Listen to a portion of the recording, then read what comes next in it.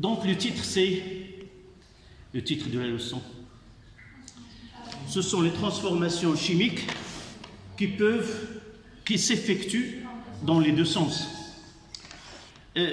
Dans les cours précédents, nous avons traité des transformations chimiques dans lesquelles on ne donne pas une grande importance à différencier ces deux types de transformations chimiques, même si nous avons parlé de X final et de X max, et parfois on essaie de ne pas, si vous voulez, mêler ces deux grandeurs dans notre étude, et la plupart des exercices ont supposé que X final est égal à X max, où on disait qu'on considère que la transformation est totale. La question de transformation qui s'effectue dans les deux sens date de longtemps, par exemple, à la date 1800 et quelques. C'était le savant Bertollo qui a le premier remarqué une transformation inverse à celle qui avait l'habitude de réaliser dans le laboratoire. Ce savant-là, il a remarqué lors de Napoléon, il a fait Hamla. Je ne savais pas si c'est une guerre où il essayait de... On laisse ceci aux les gens qui sont spécialisés, mais parmi les groupes qui ont accompagné Napoléon pour aller à l'Égypte et le Liban et la Syrie, il y avait des savants. Parmi ces savants, ce Bertollo, qui est un chimiste. Dans un lac qu'on appelle le lac de la vallée de Natron, ce nom-là vient de la matière que se cristallise dans ce lac, c'est le bicarbonate de calcium. Il a remarqué que dans ce lac, il y avait le phénomène inverse. Lui, il connaît que le chlorure de calcium, réagissant avec le bicarbonate de sodium, il donnait du carbonate de calcium, Na2, CaCl2 plus Na2CO3, il donnait le CaCO3 plus NaCl. Mais lui, il a vu le phénomène inverse, c'est-à-dire de CaCO3, il donne les ions Ca2+ et CO3-. Ce qui nous intéresse ici, c'est de là où naissent ce qu'on appelle la réaction inverse, ou une transformation qui peut se réaliser dans le sens inverse. Donc, on posait la question, pourquoi une telle réaction se produit? Mais pour répondre, il suffit de revenir à la dernière leçon. Nous avons dit que la transformation chimique à l'échelle macroscopique, c'est quoi? Ce sont des réactifs qui réagissent entre eux pour donner des produits. Et à l'échelle microscopique, je ne sais pas si j'ai précisé ceci ou non, à l'échelle microscopique, sa transformation ou ce passage des réactifs aux produits, en réalité à l'échelle microscopique, n'est autre que ce sont des chocs entre les molécules des réactifs. Et ces chocs-là peuvent être soit efficaces, soit non efficaces. Lorsque ces chocs sont efficaces, c'est-à-dire ils ont de l'énergie cinétique, capable de rompre les liaisons et faire des nouvelles liaisons. En réalité, c'est ça le processus microscopique d'une transformation chimique. Mais cette vision-là, on peut l'envisager pour les produits. Donc les produits aussi, une fois qu'ils sont formés, ils ont de l'énergie cinétique et par la suite, ils peuvent réaliser des chocs entre elles. Et par la suite, ces chocs, s'ils sont efficaces, s'ils ont de l'énergie capable de rompre ces liaisons qui viennent d'être formées, se brisent et se forment d'autres, on va revenir au réactif. Donc, en réalité, c'est la simple explication de ce phénomène inverse des réactions. Donc, pour nous, on va s'intéresser dans cette leçon Comment peut-on différencier les transformations chimiques lentes, limitées, c'est-à-dire qui n'aboutissent pas à la fin? C'est quoi la fin? C'est que X final est différent de X max, et d'autres transformations qui sont totales lorsqu'on aboutira à X final qui n'est autre que X max. Ces deux grandeurs-là définissent ce qu'on appelle le taux d'avancement taux. C'est X final sur X max. Donc le seul moyen qu'on va utiliser pour dire que cette transformation elle est limitée et autre elle est totale, il suffit de déterminer ce taux. Pour déterminer taux, il faut connaître X final et X max. X max, on peut la définir à l'avance sans faire de réaction chimique. C'est une notion qui est théorique. On supposera que la réaction s'effectue de façon à avoir l'épuisement total de réactifs limitants. Si nous avons deux réactifs, un limitant, donc on supposera que le limitant il est totalement épuisé et à partir de là, on déterminera X max sans réaliser d'avance l'expérience de cette transformation chimique. Évidemment, nous devons connaître la concentration, le volume ou la masse molaire, ainsi de suite, les conditions expérimentales. Mais X final, c'est quoi X final? Le plus important, c'est comment aboutir à X final. Oui? C'est l'avancement final. Donc, nous avons déjà parlé de ce X, qui est l'avancement d'une transformation chimique. Avant, lorsque j'étais à votre âge et j'étudie dans les mêmes classes, on n'utilisait jamais ce X final ou ce X max ou le taux d'avancement, ou nous utilisons l'avancement X. On parlait de quantité de matière de chacun. On mettra, nous avons fait dans un exercice, N de A sur alpha est égal à N. Donc on parle de réactifs de produits. Donc X, c'est, si vous voulez, c'est celui avec lequel on peut passer d'un intervenant dans cette réaction à un autre, sans passer par les éléments qui interviennent de cette transformation. X final, tout simplement, c'est une grandeur qui représente ce qu'on, avec la quantité de matière qui varie au cours de temps et peut être déterminée lorsque, à la fin de la réaction, c'est-à-dire lorsqu'on n'observe aucune variation, aucune évolution, et là, cet avancement est appelé avancement final. Comment on les détermine? Expérimentalement. Vous allez trouver dans un exercice des indices qui disent que la mesure de la conductivité donne, la mesure de pH donne, la mesure de volume dégagé donne, la volume et ainsi de suite. Donc à partir de ces données-là, il faut chercher la relation qui relie cette mesure avec X. Dans certains cas, on trouve que la quantité de matière mesurée, c'est X, ou est égale à 2X, ou ça dépend de la transformation qu'on veut étudier. Donc, X final est déterminé expérimentalement à partir d'une mesure appropriée à la transformation étudiée. Donc, pour différencier ces transformations limitées et totales, nous avons pris un groupe de composés chimiques qui sont les acides et les bases. Nous avons les techniques que nous avons utilisées avant, c'était le volume d'un gaz, la pression, la conductivité et ainsi de suite. Mais la technique que nous avons citée, c'était le pH, et nous ne l'avons pas mis en évidence dans certaines transformations. Là, on va utiliser la conductivité sigma et aussi le pH d'une solution. Donc, on commence par rappeler ce que vous avez déjà étudié l'année dernière, les acides et les bases.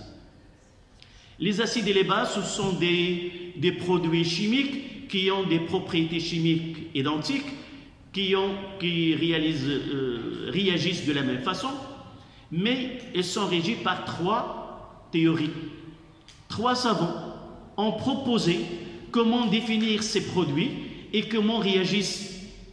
La seule théorie qui est la plus simple et la plus utilisée, c'est la théorie de Bronsted. Avant lui, il avait Lewis et avant Arrhenius. Les deux théories d'Arrhenius et de Lewis donnent des définitions qui ne sont pas bien, qui donnent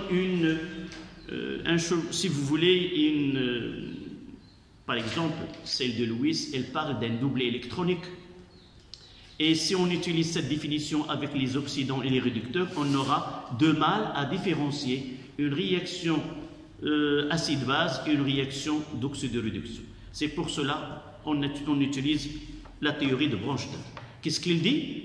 Cette définition, on la retrouve dans les examens, dans les devoirs, par exemple, définir l'acide de Bronsted ou la base de Bronsted. Donc, nous devons bien connaître la définition. Donc, un acide de Bronsted est une espèce chimique qui peut être une molécule ou un ion qui est capable de céder un proton ou plusieurs lors d'une réaction chimique. Et une base de Bronsted est une espèce chimique ion ou ionique capable de capter généralement un ou plusieurs dans la définition générale, un ou plusieurs ions H+. Et les réactions acide-base, ce sont des réactions qui se produisent par échange de protons. Un acide perd un proton et une base le capte et par la suite, il y a un transfert direct entre l'acide et la base. Il n'y a pas un intermédiaire dans la solution. D'accord? Et ces acides et bases, chaque acide réagit avec une autre base, laisse dans la solution son conjugué qui est une base. C'est-à-dire, les réactions acide-base se produisent entre deux couples acide-base. D'accord? Et on donne une représentation générale. Donc un acide, on le mettra généralement HA. Et ce H-là, c'est le proton qui définit ces acides selon Bronsted. Donc, il me donne H+, plus A-. Et le couple, c'est HA sur A-. Toujours, c'est l'acide sur la base. Ou il existe d'autres types, c'est-à-dire on peut avoir une base qui peut donner plus H+, il peut donner BH+. Et là, le couple, c'est BH+, sur B. Là, l'exemple que nous avons ici, c'est NH4+, sur NH3. Et là, on peut avoir CH3, COOH sur CH3, COO-. Généralement, dans un exercice, lorsqu'on travaille avec un acide qui a une formule générale qui est difficile à écrire, on utilise ce symbole HA pour un acide donné. Donc la réaction acide-base se produit entre deux couples et pour suivre ces transformations-là, nous avons besoin d'un outil et vous voyez que ce H+, lorsqu'un acide, là la deuxième partie, on peut définir un acide lorsqu'il réagit avec l'eau, il donne des ions H3O+. Donc HA plus H2O, il nous donne H3O+, plus A-. Là évidemment aqueux, là aqueux liquide, et là aqueux, et là aqueux. Notre problème dans cette partie du cours, c'est que cette transformation-là, a priori, elle peut être soit totale, soit limitée. Et pour différencier les transformations qui sont totales à celles qui sont limitées, nous devons utiliser un symbole entre les réactifs et le produit. Donc, généralement, on notera double flèche et mettre un point d'interrogation. En faisant les calculs, en déterminant taux, arriver à une valeur est égale à 1, ça veut dire que la transformation elle est totale et on changera que par une seule flèche. C'est-à-dire qu'il n'y a pas d'une réaction inverse.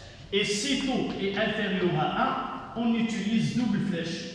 C'est-à-dire que cette transformation-là, elle est réversible et les réactifs donnent les produits et le produit réagissent entre eux pour redonner les réactifs. Et là, c'est 1 et 2. Généralement, le 1 qui est au haut, c'est le sens direct et le 2, c'est le sens indirect. On aura besoin de cette convention, dire que l'évolution du système s'effectue dans le sens 1 ou dans le sens direct. Et on comprendra que dans le sens direct, ça veut dire de la gauche vers la droite sur le tableau. D'accord? Donc, pour arriver à ce taux, on utilise, j'ai dit, le pH. Lorsqu'on parle des acides, ce sont des produits qui donnent dans l'eau des ions H3O+, et ces ions H3O+, la concentration de ces ions nous donne l'acidité de la solution. On met un acide dans l'eau, on obtient une solution d'acide. Par exemple, si on parle HCl, si on utilise HCl dans l'eau, il nous donne H3O+, plus Cl-. Là, on parle, là c'est le chlorure d'hydrogène, c'est un gaz. Dans l'eau, il nous donne une solution d'acide chlorhydrique. D'abord, une solution, elle est formée d'un solvant et d'un saleté. Celle qui est introduite en faible quantité, c'est la saleté, c'est le cas de HCl, où on mettra un autre acide, et l'eau, c'est le solvant. Et là, on parlera d'une solution aqueuse. Lorsque le solvant est l'eau, on dira une solution aqueuse d'acide de chlorure d'hydrogène ou une solution d'acide chlorhydrique. D'accord? Donc, pour mettre en évidence cette dissociation de HCl dans l'eau, si on peut savoir est-ce qu'il est totalement dissocié ou non, il suffit de connaître quoi? La quantité de matière de H3O+, ou plutôt la concentration de H3O+ dans sa solution. Pourquoi? Parce qu'on va dresser un tableau et à partir de ce tableau-là, on peut comparer celle que nous avons obtenue expérimentalement. Donc il nous suffit d'utiliser un moyen ou un appareil qui permet de déterminer la concentration des ions H3O+. Et à partir de là, cette quantité ou cette concentration déterminée expérimentalement, c'est elle qui va nous mener vers X final. Et d'avance, on peut connaître X max. Donc, déterminer la concentration de H3O+, un savant nous a épargné ce travail-là. C'est Sørensen, c'est un Danois. Ce savant-là a utilisé une fonction logarithme afin de traduire ces concentrations qui sont de 10-4, 10-5, 1,2, 10 à des valeurs qui sont comprises entre 0 et 14. Vous pouvez acheter des shampoings à pH 7, pH neutre. Vous pouvez acheter des savons du pharmacie où vous pouvez exiger quelle est la nature de la solution utilisée ou si je l'utilise, de quel pH elle est, à quel pH elle est faite. Évidemment, même les produits de lessive, on peut lire le pH. Parfois, on demande d'utiliser des gants. C'est parce que ces produits-là, soit sont trop acides, soit ils sont trop basiques, et par la suite, ils peuvent irriter la peau. D'accord? Donc, un appareil comme celle-ci, un pH mètre, il nous permet de lire le pH là. Ce que vous lisez ici, c'est le pH de la solution de conservation de l'électrode. Le principe, il est simple. À l'intérieur là, il y a deux électrodes combinées. En réalité, nous devons être deux électrodes, une de référence et l'autre utilisée ici. À partir de la différence de potentiel entre ces deux électrodes, on peut lire la concentration des ions H3O+. Dans certaines solutions qui ne sont pas trop concentrées ou trop diluées, on montre que la concentration des ions H3O+ dans la solution est une fonction affine de cette concentration-là. Il suffit donc d'étalonner l'appareil, c'est-à-dire utiliser des solutions tampons qui ont de pH bien déterminé, par exemple pH 4, en mesurant et en regardant sur le cadran, on peut rendre la valeur, par exemple 4, je dois avoir ici 4, sinon il y a on peut régler la valeur sur l'écran. Généralement dans un dosage, on peut faire 2 étalonnages. L'étalonnage va vers des pH qui sont petits, par exemple le cas de 4. J'utilise une solution tampon de 4, je dois vérifier qu'il indique 4 et par la suite rincer et essuyer ces électrodes et utiliser une autre solution tampon, par exemple de pH est égal à 10. Parce que si je fais une mesure de 2 jusqu'à 13, je dois m'assurer que l'appareil donne des valeurs qui sont adaptées dans les deux cas. Deuxième partie, c'est utiliser une solution tampon de 10, vérifier qu'il indique 10 et par la suite on peut commencer une étude en utilisant cet appareil. Donc, l'appareil nous donne directement le pH.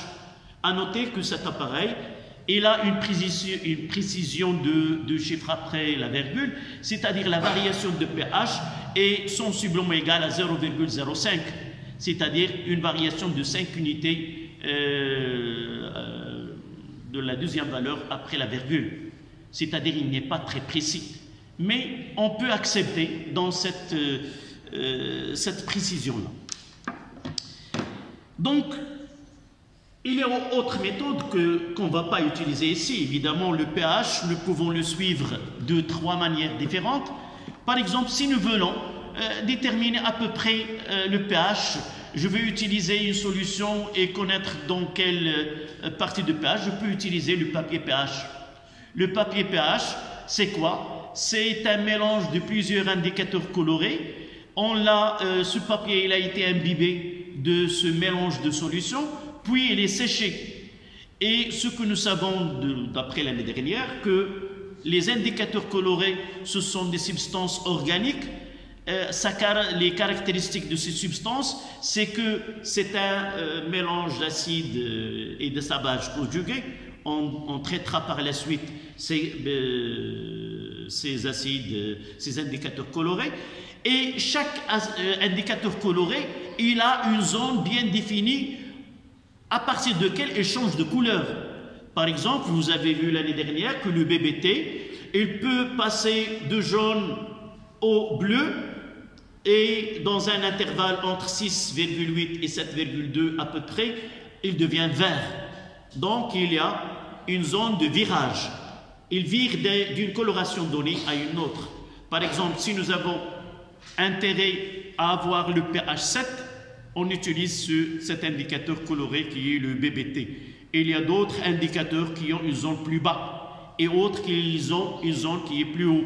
Et par la suite, lorsqu'il y a pH donné, chaque indicateur répond par sa zone de virage adéquat. Et en comparant la teinte prise par ce papier indicateur de pH, nous pouvons déterminer d'une façon grossière, par exemple, il s'agit de 3 ou de 4 ou de 5, il n'y a pas de virgule. D'accord? L'autre, c'est la dernière, c'est les indicateurs colorés. Ils ne peuvent donner que soit acide, soit base, soit dans une zone donnée. C'est moins précis. Donc, si nous voulons des mesures qui sont bien précises, on doit utiliser un pH mètre. D'accord? Donc, pH mètre détermine le pH d'une solution. Il nous reste de relier ce pH avec la concentration. Ce savant-là, il nous a donné cette formule que le pH est égal, en réalité, c'est moins logarithme de la concentration de H3O+, sur un C0 qui n'est autre que 1 mol litre moins 1. Mais avec le temps, si nous nous utilisons les concentrations en mol par litre, on peut ne pas écrire le C, tout simplement parce que le logarithme est une fonction numérique. Il ne peut pas entrer sur une grandeur qui a une unité. Ce rapport-là est sans unité. D'accord? Et vous pouvez trouver là, le pH est égal à moins log de la concentration de H3O+, avec H3O+, doit être en mol par litre. Si nous utilisons sigma pour la conductivité, nous devons travailler en mol par mètre cube, mais avec le pH toujours mol par litre. Cette relation nous permet de donner que la concentration de H3O+, est égale à 10 moins pH. Voilà le résumé du cours que j'ai fait avec vos camarades de l'autre groupe. D'ailleurs, vous pouvez le revoir, c'est la même séance. Donc, on profitera de ce résumé pour traiter des exercices. On commencera par le premier exercice, c'est d'étudier une transformation chimique qui est totale. Comment peut-on arriver à dire que cette transformation chimique est totale à partir de ce que j'ai résumé avant? Donc, on commence par le premier exercice. J'ai dit que vous allez trouver sur le cahier application, on mettra le titre de la leçon et application, directement application de ce que nous avons.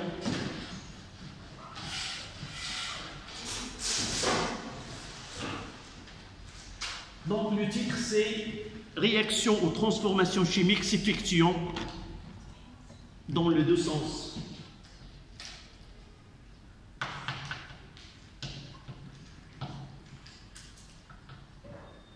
Transformation chimique. S'effectuant dans les deux sens.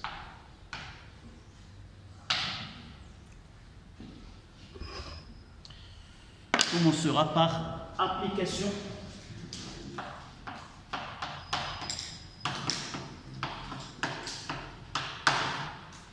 Premier exercice.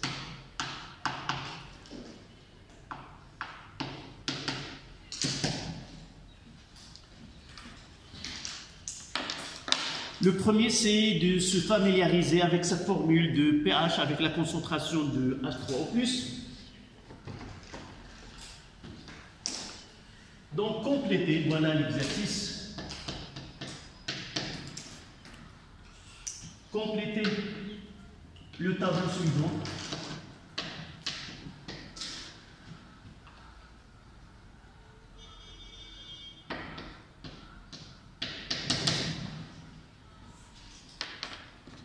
Là, c'est la concentration de H3O+, évidemment en mol litre moins 1.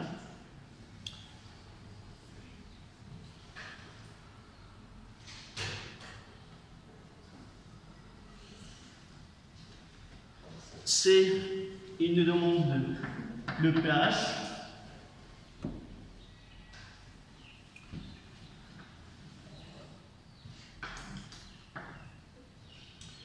On commence par 6, 10, moins 5.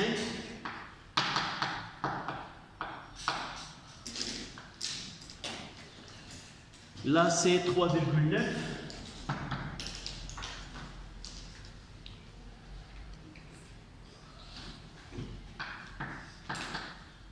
Donc, c'est là. 10 moins 4.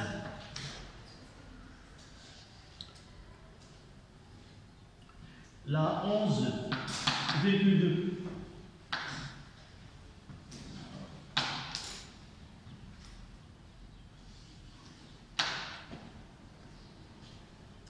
Évidemment, vous devez avoir une calculatrice scientifique. Là, c'est 6 fois 10 moins 5.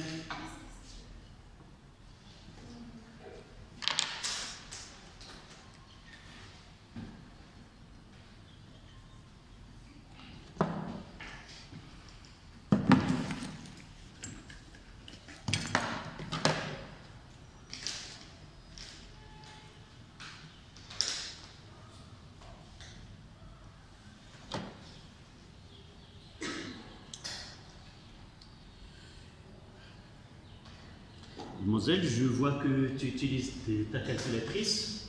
Dis-nous comment tu fais.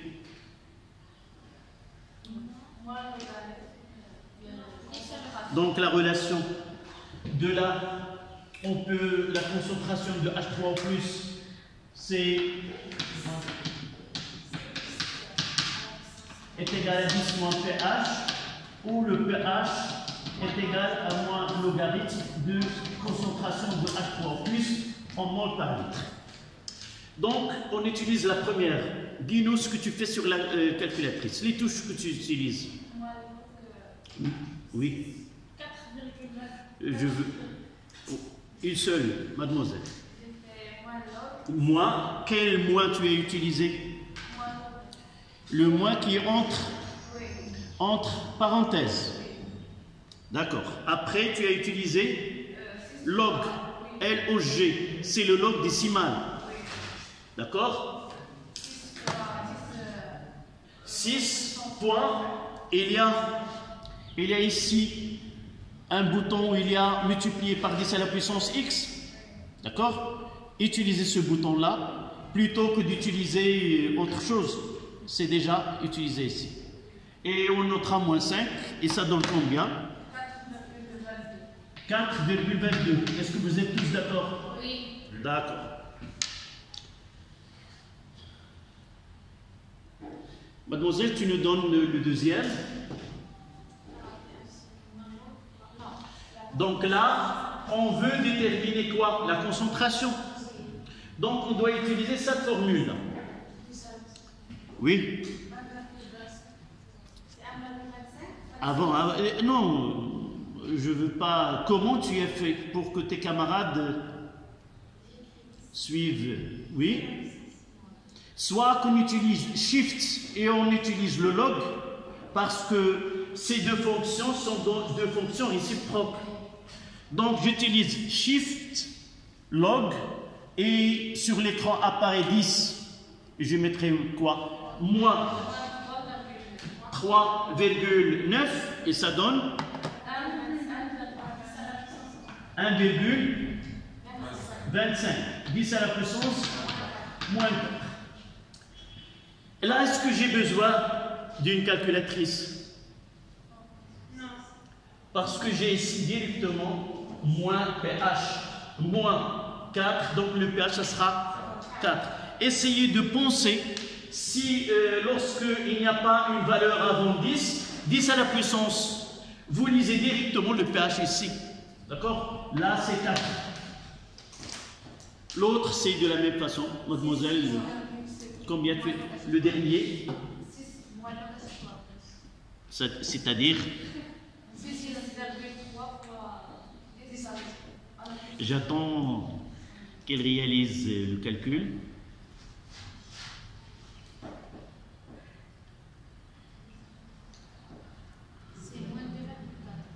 Tu reprends.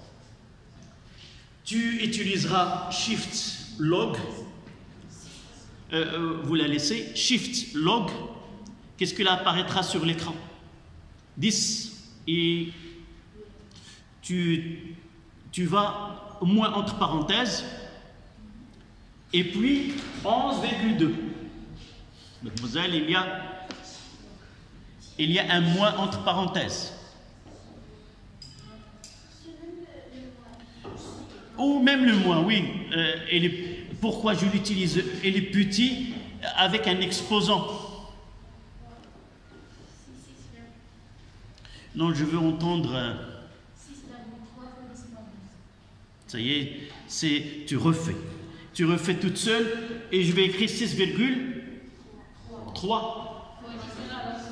6,3, 10 à la puissance, moins 12. Voilà. Refais s'il te plaît à tête reposée sans que je vous demande ou j'attends ta réponse.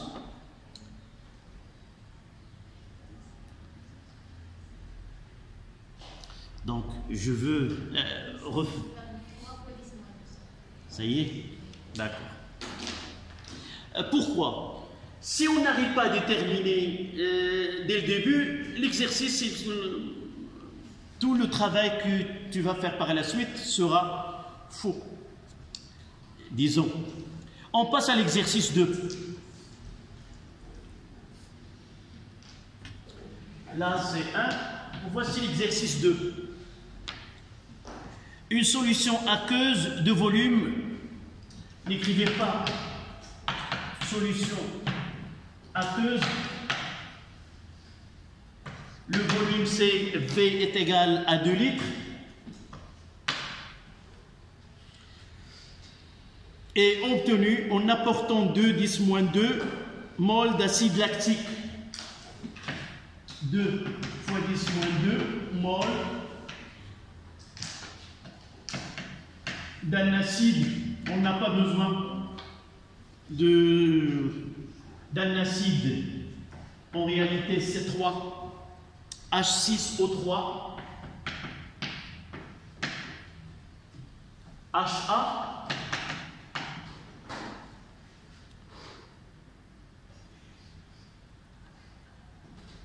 donc à 25 degrés Celsius.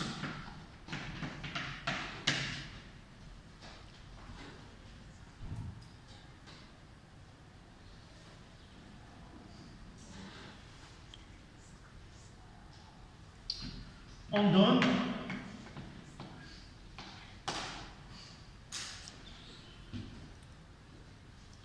la concentration de HA finale est égale à 8,9 10 à la puissance moins 3 mol litre moins 1.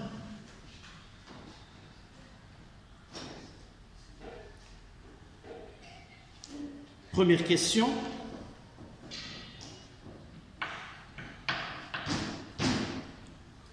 Écrire l'équation de réaction entre l'acide et l'eau.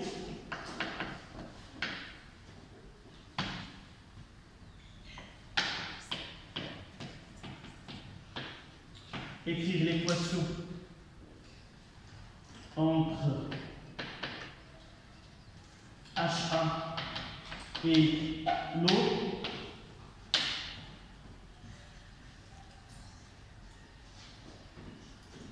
Deuxièmement, calculer. Oui. 8,9 10 à la puissance moins 3 mol litre moins 1. On écrit l'énoncé, on s'arrêtera. Deuxièmement, c'est calculer les concentrations molaires. Calculer les concentrations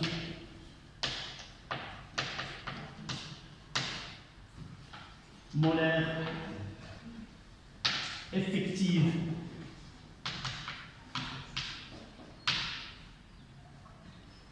la concentration effective, les concentrations molaires effectives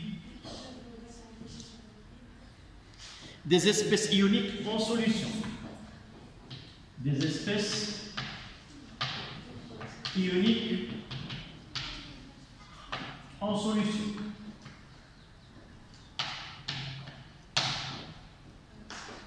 Troisième question. En déduire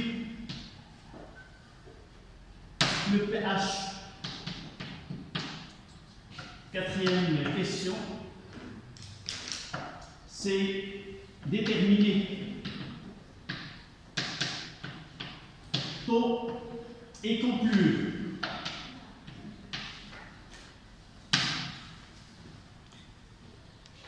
Voilà le taux d'avancement final et conclure.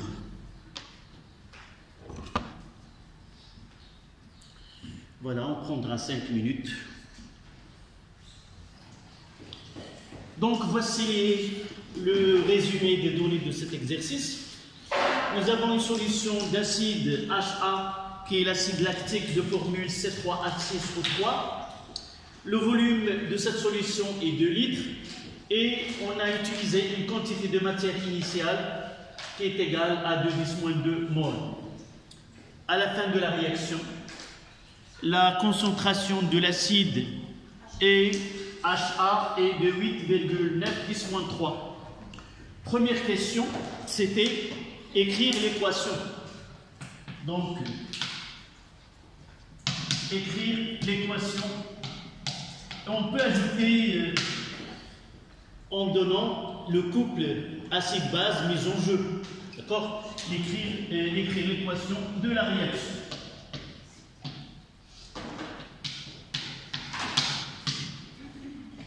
Avec les deux couples acide-base.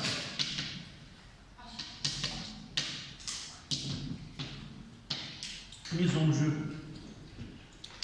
Donc, généralement, on va trouver des acides qui ont des formules qui sont pas simples, et par la suite, on nous donne un symbole général qui est HA. Mais si on donne la formule sans qu'on donne cette expression qui est simplifiée, on peut utiliser la formule. Donc, on va commencer par l'équation de la réaction comme si on ne nous a pas donné HA. D'accord?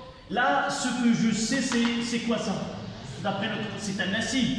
Donc, ça sera cette fois H6O3. C'est un acide selon Bronsted. Donc, je peux écrire que, comme couple, c'est quoi? Il va donner un H+. Plus, puisqu'il reste de la formule. Le C3, combien d'hydrogène? H5O3, mais moins. Nous avons donné, en réalité, c'est quoi? C'est HA, donne H+, plus A-. C'est quoi? J'enlève le H et je mets le moins, et le nombre d'hydrogène à l'intérieur, il doit diminuer d'une unité. D'accord? Donc voici le premier couple, le deuxième avec l'eau. Si le C3H6O3 joue le rôle d'un acide, l'eau joue le rôle d'une base. Donc H2O, je dois mettre plus H+, qui nous donnera H3O+. Et H3O+, c'est l'acide conjugué de H2O et son nom c'est l'ion oxonium. Ion oxonium. Avec de là, je peux écrire les deux couples. Là, c'est C3H6O3 sur C3H5O3-. Et là, ça sera H3O+, sur H2O. Voilà les deux couples. Il ne me reste qu'à écrire l'équation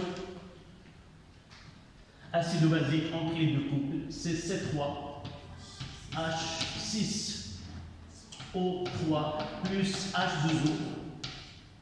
Nous donne, donc là je vais mettre un point d'interrogation sur la nature de cette transformation, qui nous donnera C3H5O3- plus H3O+. Oui. أهلا وسهلا. تفضل أستاذ.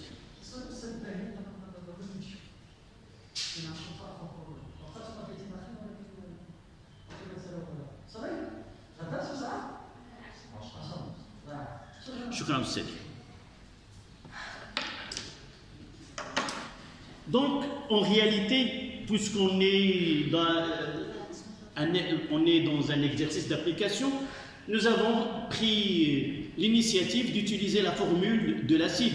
Mais en réalité, généralement, on n'utilisera que HA plus H2O nous donne H3O plus A-, qui est la plus simple. D'accord? Puisque vous aussi, vous n'êtes pas... Vous avez un niveau qui est... on peut utiliser la formule plutôt que celle qui est la plus simple. Je suis sûr que vous êtes à la hauteur d'écrire une telle équation. Voilà la première question. La deuxième, c'était calculer la concentration molaire effective des espèces ioniques en solution. Mais le calcul des concentrations nous oblige à passer par quoi? Par le tableau d'avancement. Donc, là, c'est la question A, et je vais profiter de cette équation écrite là pour dresser le tableau descriptif.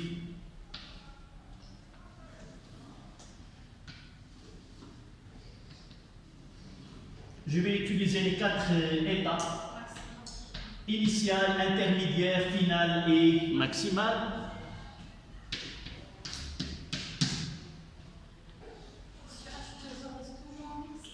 Oui, là, on va trouver dans la plupart des exercices en dessous dans l'eau.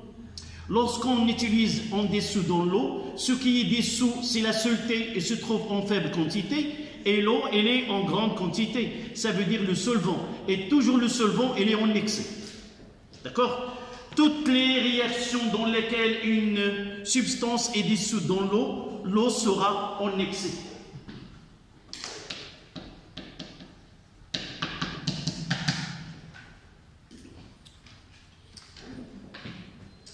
Ça, c'est état initial.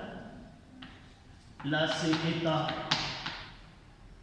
initial et là, intermédiaire. Et là, état final. Et là, état maximal. On peut mettre t est égal à 0 à l'instant t, à l'instant tf, à l'instant tm.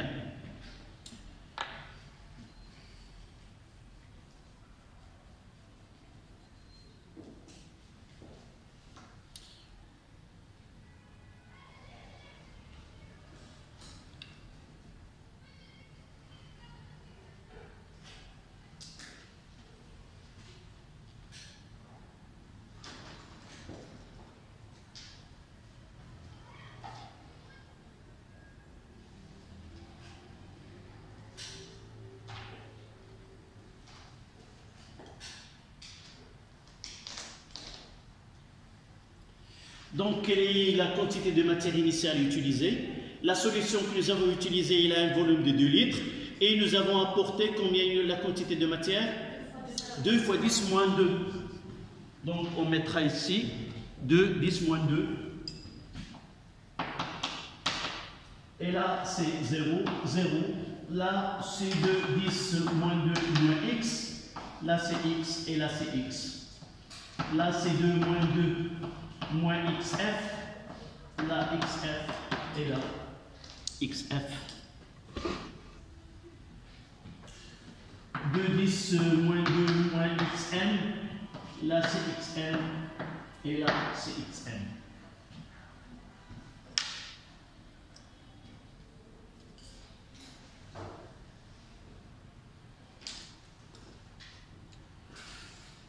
Généralement, je vous ai dit tout à l'heure que cet exercice, normalement, si on traitait pour la première fois un exercice pour déterminer la nature de la transformation, généralement, on passait par le pH. On donne le pH de la solution, puis à partir de là, tous les calculs sont simples. Mais dans ce cas-là, toujours il faut voir les données de l'exercice. Quel est qui nous permet, la question c'était écrire l'équation de la réaction, puis calculer les concentrations molaires effectives des espèces ioniques. Quelles sont les espèces ioniques ici? C'est la base conjuguée de l'acide lactique et H3O+. Les données, qu'est-ce que nous savons?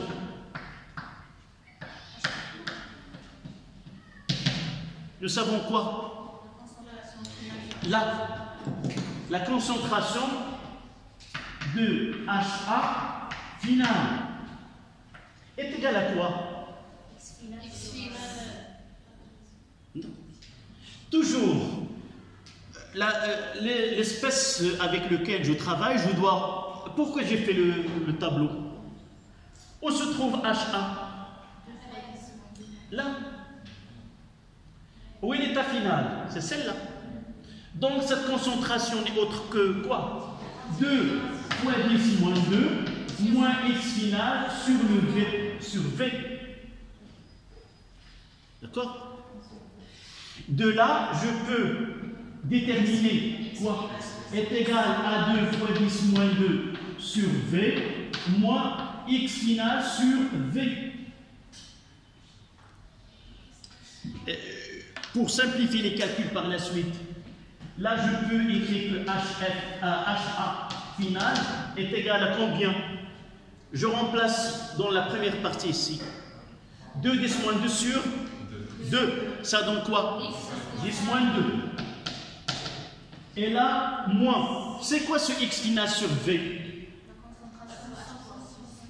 X final sur V, c'est la concentration de la base conjuguée de l'acide et la concentration de H3O+, moins la concentration de H3O+, finale, qui est égale aussi quoi? 10 moins 2. Je mettrai dans la même, il doit avoir de la craie de la même couleur, est égal à 10 moins 2 moins la concentration de A- finale. Et maintenant, on peut calculer uniquement une seule. À quoi est égale la concentration? Donc la concentration de H3O+, finale, est égale à la concentration de C3H5O3- finale, qui est égale à quoi? À 10 moins 2, moins quoi? 8,9 10 moins 3. Je fais passer celle-là de ce côté-là, ça devient plus. Je fais passer celle-là de l'autre côté, ça devient moins. Donc la concentration de H3+, c'est 10 moins 2, moins la concentration de HF, qui n'est autre que 8,9 10 moins 3.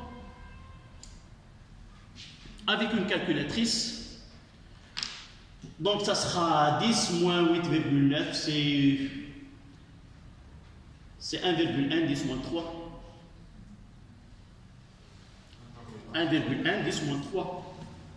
Donc la concentration de H3O+, finale, est égale à la concentration de C3H5O3- finale, qui est égale à 1,1 10 moins 3 mol, litre moins 1.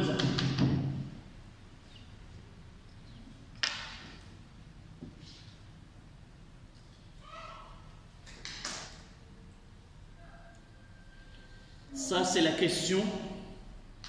La question, c'était calculer les concentrations des espèces ioniques présentes dans le mélange réactionnel.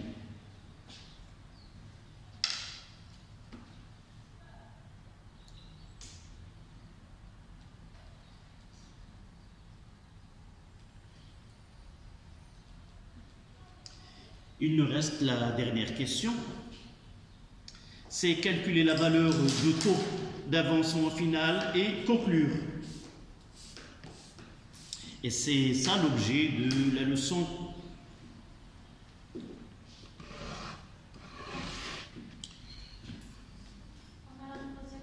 Oui, est-ce que j'ai sauté une question? Ah oui, évidemment, ce n'était pas sur l'exercice original.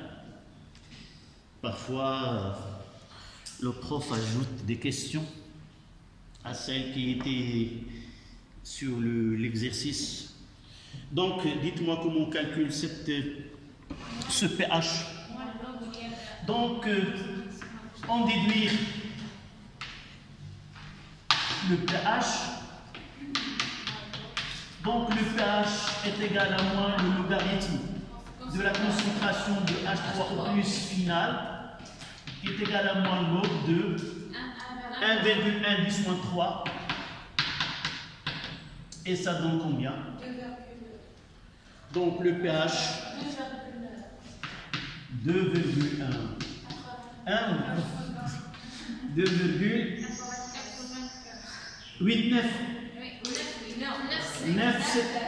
9, 6. 5. Voilà. 2, 9. 5.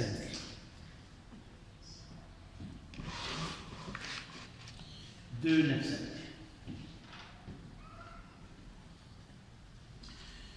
5. J'ai pas dans le... Vous le savez, à partir de l'année dernière, que les solutions sont réparties, si vous voulez, on peut, dès que les solutions aqueuses, soit qu'ils sont des solutions acides, lorsque le pH est inférieur à 7, pH est égal à 7, ce sont des solutions neutres, et pH supérieur à 7, ce sont des solutions basiques. À remarquer dans cette leçon, on ne parle pas et on ne travaille pas sur des bases. Ça, il y a une lacune dans cette leçon, c'est que pour passer d'une solution acide à une solution basique, et pour travailler, parce que ce n'est pas un inconvénient, Bronsted, il a parlé de capter ou céder un proton H+. Donc toujours, on est devant la concentration de H3O+. Mais les solutions basiques, ils ont une concentration qui ne donne pas la concentration de H3O+, mais qui donne de HO-, et c'est pour cela on gardera l'étude des solutions basiques lorsqu'on parlera du produit ionique de l'eau dans la prochaine leçon. Donc ceci est dit, on passe à la dernière question. C'est déterminer taux. Quatrième, c'est pas la quatrième, mais la cinquième, je pense. La quatrième. C'est calculer ou déterminer taux et conclure.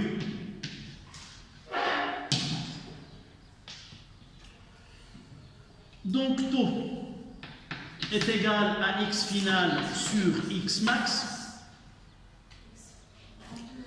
Et x final est égal à quoi? Nous l'avons, si je divise par le volume, mais là c'est la concentration de H3O+, concentration de H3O+ finale fois V sur x max, ça sera 2 10 moins 2. Là, nous avons 2, 10 moins 2 moins xm est égal à 0. Donc, c'est 2, x max oui. est égal à 2 fois 10. Donc, c'est 2 fois 10 moins 2. D'accord? Là, comment on a calculé? C'est 2 fois 10 moins 2 moins xm est égal à 0. Ce qui donne xm est égal à 2 fois 10 moins 2. Évidemment, en mol. Donc le calcul, taux est égal à la concentration, c'est 1,110 moins 3 fois le volume, c'est 2 litres, divisé par 2 10 moins 2, et ça donne 0,11. Donc est égal à 0,11. On peut l'écrire sous forme d'un pourcentage. Nous pouvons écrire que taux est égal à 11%. Si la transformation est totale, le taux est égal à 100%. D'accord? Ça veut dire 1. Ça veut dire 1, oui. Donc il est limité. Dans ce cas-là, c'est une transformation qui est limitée, n'est pas totale, et nous devons revenir à cette écriture-là et la corriger, ou plutôt donner le symbole entre les réactifs et le produit qui correspond à la valeur de taux. Comment pouvez-vous lire ce taux à l'échelle microscopique dans la transformation à l'intérieur? Ça représente quoi? Le pourcentage. Là, en réalité, c'est un pourcentage de quantité de matière. La quantité de matière, elle est comment? Elle est proportionnelle au nombre. La quantité de matière sur le nombre d'Avogadro. Donc là, on peut parler que en faisant entrer 100 molécules de C3H6O3, uniquement quoi? 11 molécules se sont dissociées et donné 11 H3O+, si vous voulez, à partir d'un pourcentage. Donc là, c'est-à-dire la majorité des molécules introduites dans l'eau restent non dissociées, il ne réagit pas. Donc la réaction est dite limitée. Mais 11%. Comment? Mais 11% À partir de 100 molécules, 11 molécules se sont dissociées et chaque molécule se dissociée, il donne un H3O+. Donc, puisque j'ai trouvé ici, parce que les coefficients stéchiométriques sont égales à 1, donc si je trouve 11 H3O+, ça veut dire que 11 molécules d'acide lactique se sont dissociées. D'accord? Donc, une phrase qu'on va écrire dans la conclusion. Le taux d'avancement final est inférieur à 1. Le taux d'avancement final est inférieur à 1. Donc la transformation est limitée. Donc la transformation chimique est limitée. On doit ajouter ce terme-là, qu'on va le traiter dans la prochaine leçon, et conduit à un équilibre chimique. Et conduit à un équilibre chimique. Et avant cela, nous devons écrire cette équation et faire apparaître ce caractère limité de la transformation. Donc nous mettons C3H6O3 plus H2O et entre les deux, voilà, sans qu'il y ait une point d'interrogation, C3H5O3 moins plus H3O plus. Évidemment, je dois ajouter aqueux là, aqueux liquide et là, aqueux.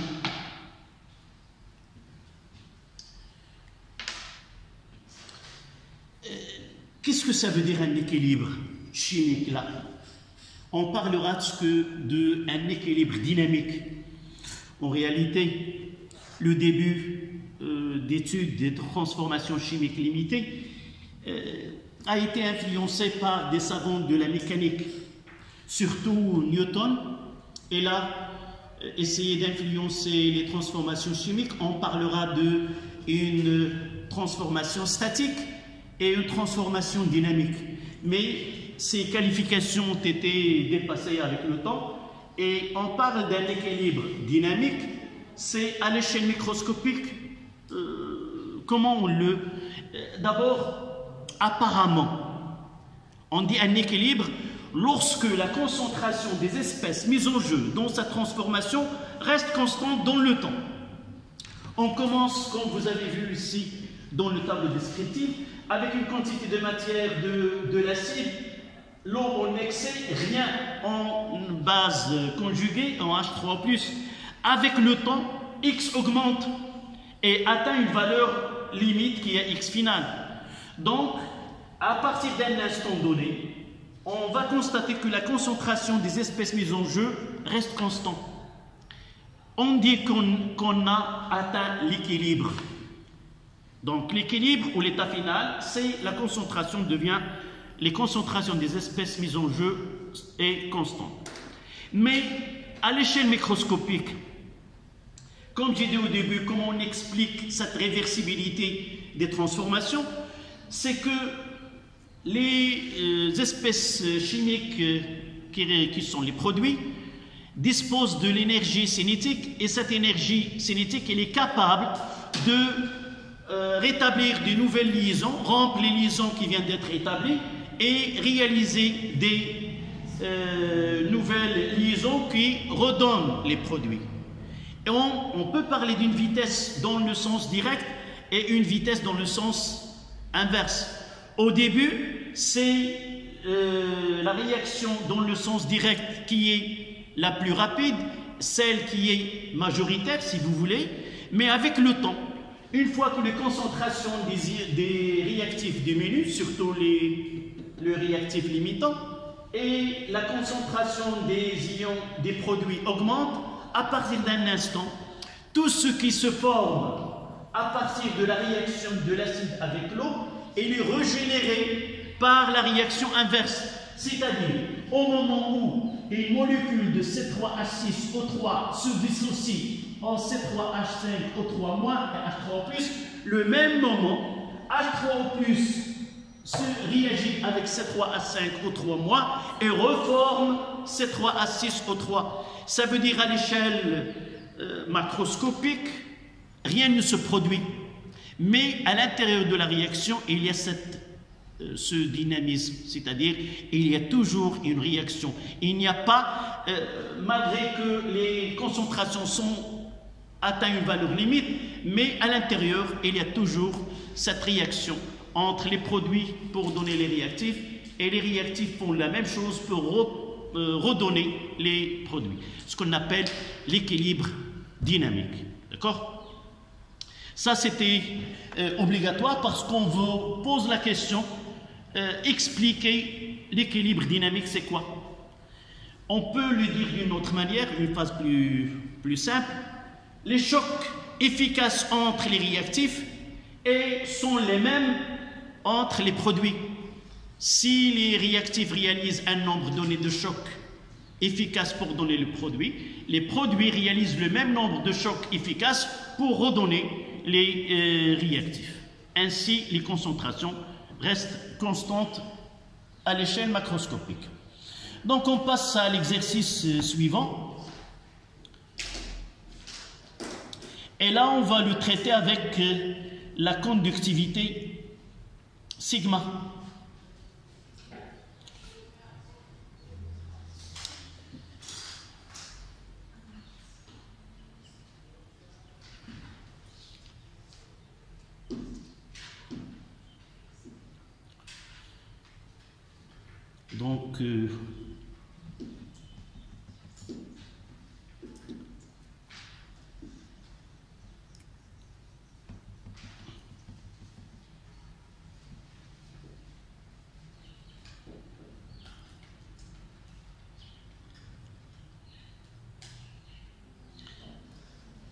Donc, on prendra celui-ci, puisque nous avons travaillé avec des exercices un peu musclés, on continue dans la même directive.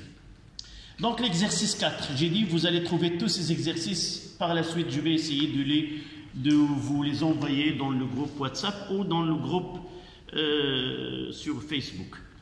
Donc on détermine la conductivité des solutions d'acide fluorhydrique de diverses concentrations C.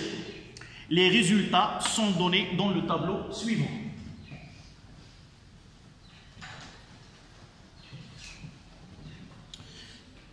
Donc l'acide HF,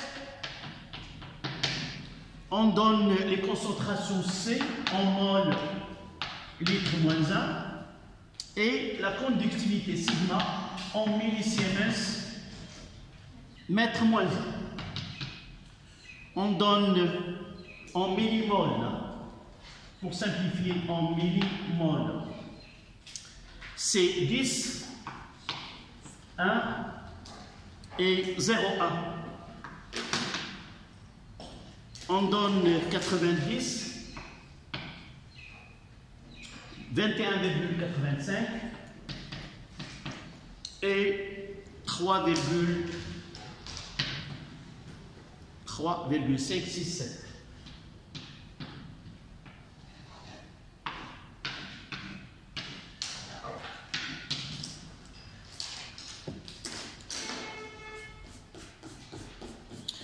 D'acide, une solution CH3O+, plus F- à que. Voici la formule de la solution d'acide fluorhydrique. Première question, écrire l'équation de la réaction de fluorure d'hydrogène sur l'eau. Première question.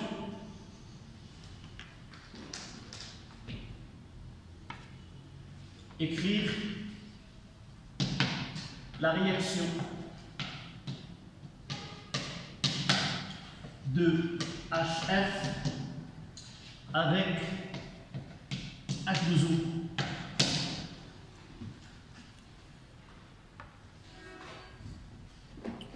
Deuxième question. Je vais essayer d'effacer cette partie, nous n'avons pas besoin.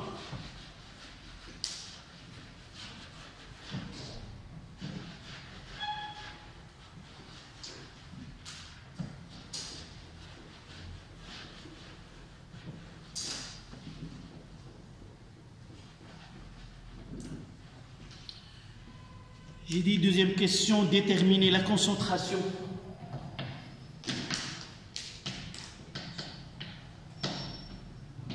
de H3O+ final et de F- aussi final. Dans les trois cas. Troisième question, calculer taux pour chaque cas.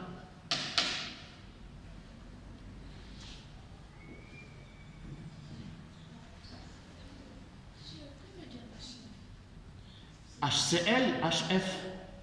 Nous avons traité tout à l'heure l'acide chlorure d'hydrogène.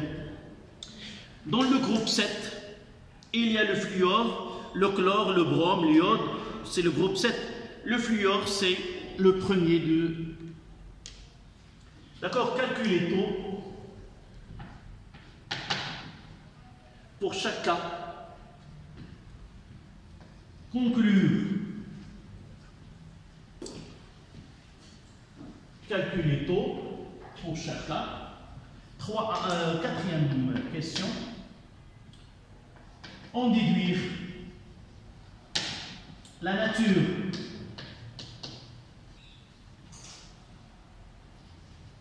de la réaction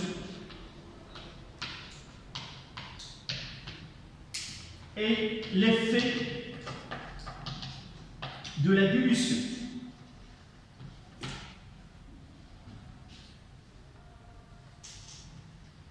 L'effet de la dilution sur taux.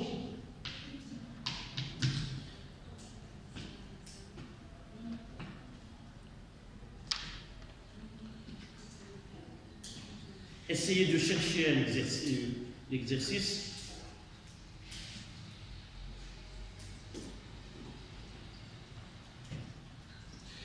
Mademoiselle, ici, lorsqu'on donne, tu n'es pas censé de connaître tous les produits qu'on traite, mais écrire la réaction de HF avec H2O, puisqu'on est dans les acides et les bases, c'est facile de trouver cette équation. D'accord?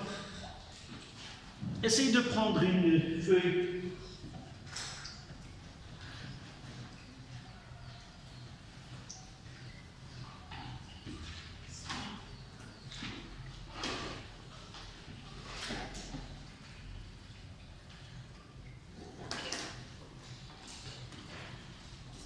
On va répondre ensemble. Donc la première question. Qui donnera cette HF plus H2O? Donc HF plus H2O. On travaille dans les acides et les bases. Et là la formule de HA. Donc la même formule. Donc je mettrai deux flèches et je mettrai un point d'interrogation. C'est H3O plus F-, c'est A-. D'accord? Évidemment, aqueux liquide, nous avons l'habitude d'écrire ceci. Voilà l'équation de la réaction.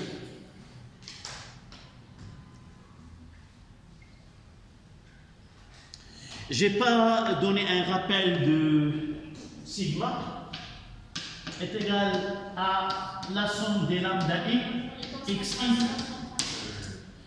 c'est la conductivité molaire, la conductivité ionique molaire de l'espèce, et xe, c'est la concentration de l'ion présent dans le mélange réactionnel, présent et non pas uniquement il réagit. Il suffit d'être présent dans le mélange, même s'il ne réagit pas, on doit tenir en considération de sa présence et l'intégrer dans l'expression du sigma. Donc la deuxième question, qui peut me donner ce sigma? Nous avons la chance d'avoir les ions présents dans la, puisque HF est neutre et H2O, donc les espèces, on écrira ici comment sigma est égal à quoi? C'est lambda de H3O plus fois la concentration de H3O plus finale évidemment, plus, pourquoi je mettrai finale? Parce qu'il s'agit d'une mesure de sigma. Donc toujours on donne la valeur finale de l'étude, plus lambda de F- fois la concentration de F- finale. Évidemment, dans le bas de l'exercice, ils nous ont donné lambda de H3 plus, je n'ai pas les donné, mais les voici, 3,510 moins 2, 3,510 moins 2 Siemens mètre carré mol moins 1, et lambda de F- est égal, c'est 5,54 10 moins 2. 5,54 10 moins 2 Siemens, même unité. Voilà, il nous reste à faire les calculs. D'abord, on va, à partir de là, ils n'ont pas demandé de dresser un tableau, donc je peux dire que H3+, la concentration de H3+, est égale à la concentration de F-, et je peux remplacer donc ligne de pas une seule, et arriver à une formule générale, puis je fais le calcul, et comme ils ont donné un tableau, je vais répondre par un tableau aussi, d'accord? Donc de là, d'après le tableau, on a la concentration de H3O plus finale est égale à la concentration de F finale, ce qui nous donne que la concentration de H3O plus finale est égale à sigma sur lambda de H3O plus lambda de F-. Voilà l'expression générale. Et je vais essayer d'appliquer, en faisant attention aux unités,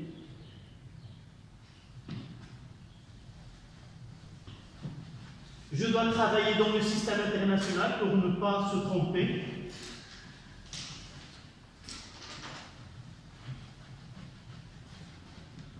D'accord? Donc je mettrai sigma. D'accord? Et là, je mettrai la concentration de H3O plus finale. J'aurai ici combien c'est 9 fois 10 moins 2 en unité internationale. 9 fois 10 moins 2, parce qu'en milli c'est 10 moins 3, ça donne 9 10 moins 2. Là, c'est 2,185 moins 2. Et là, c'est 3,567 10 moins 3. Et je vais essayer ensemble. On va essayer ensemble de calculer ce sigma pour les trois cas.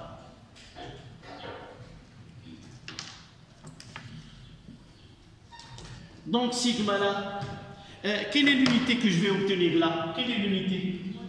Mol mètre moins 3. Donc, on fera le calcul ensemble. Donc, c'est 9, 10 moins 2, divisé par, là, ça sera 8, 3,5, 3,5 plus 5,54.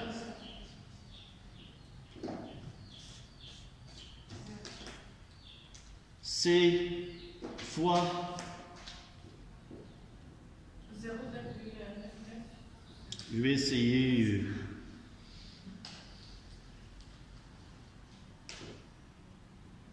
c'est combien? 0,995. C'est 995,54.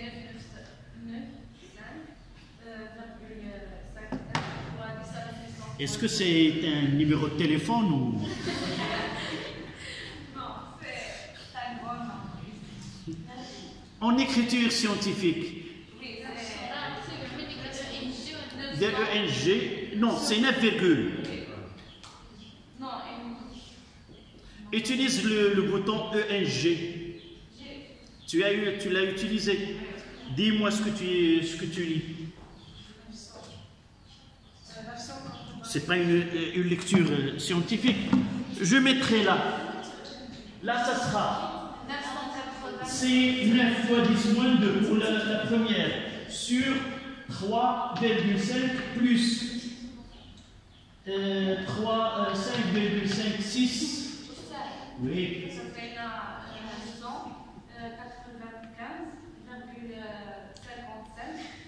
fois 10 à la puissance moins 3. وزولي داك 900 وعمل fois 10 moins. Et donc c'est 9,9 10 moins. Non. C'est 0,099, c'est 0,1. Écoute.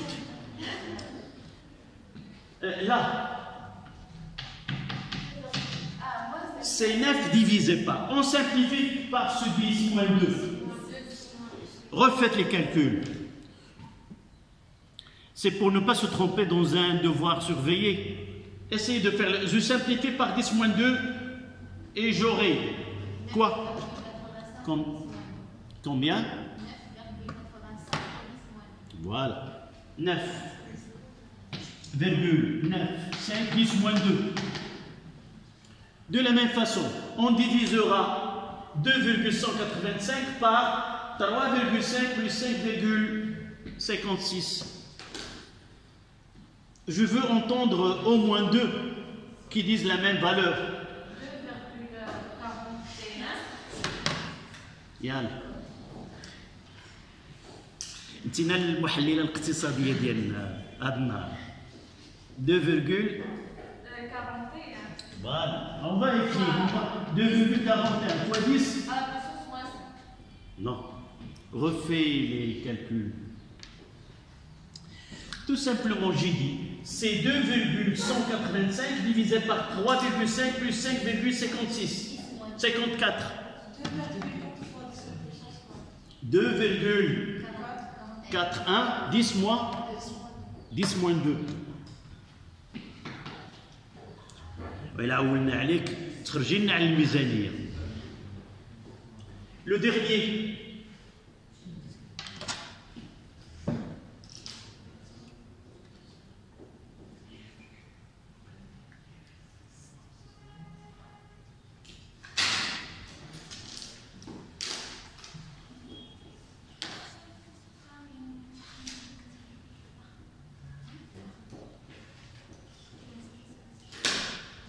Combien? 3,9 10 moins 2. 3,9 10 moins 2.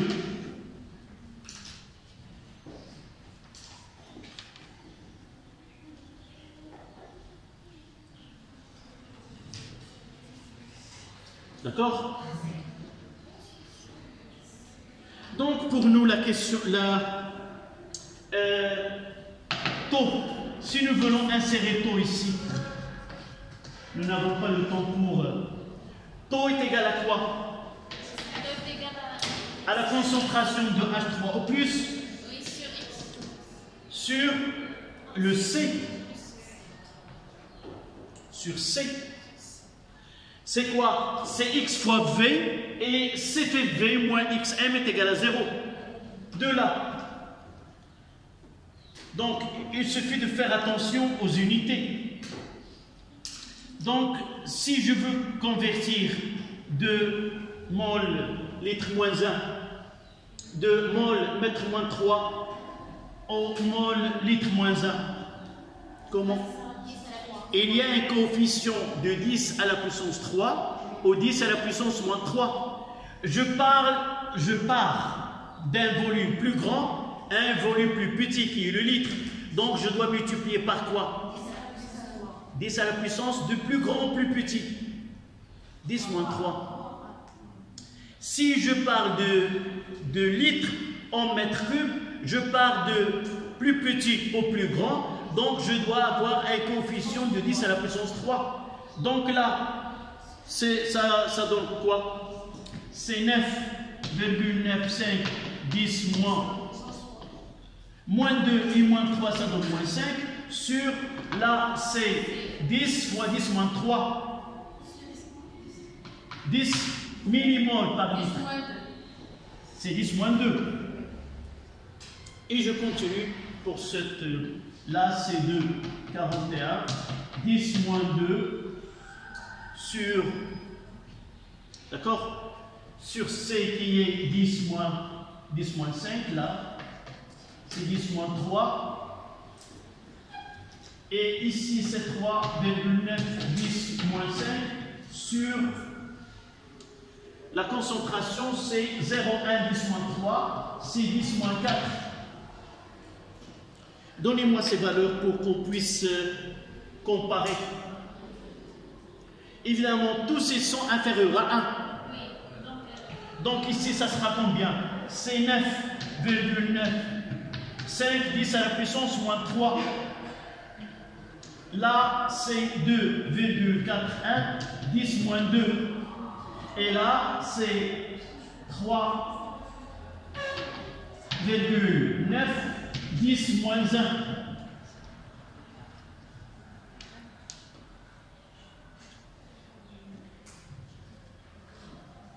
Donnez-moi cette conclusion. Deux conclusions qu'on doit tirer. La première des choses, c'est que taux, quelle que soit la concentration utilisée, on a toujours taux inférieur à 1, donc cette transformation elle est limitée et elle conduit à un équilibre chimique et on doit mettre une double flèche entre les deux. La deuxième, quelle est la dilution sur taux? C'est quoi la dilution? Plus la concentration est faible, plus la solution est diluée. D'accord? Donc la dilution augmente de là à là. Donc la concentration ici, c'est 10. Là, on écrit de la même façon. Ici, c'est 10 à la puissance moins 2. Ici, c'est 10 moins 3. Et ici, c'est 10 moins 4. Ça veut dire que plus la concentration diminue, plus il y a une dilution. Et le taux, comment il est? Vous voyez que le taux augmente de la 10 moins 3, 10 moins 2, 10 moins 1. Donc, le taux augmente avec la dilution. Pourquoi?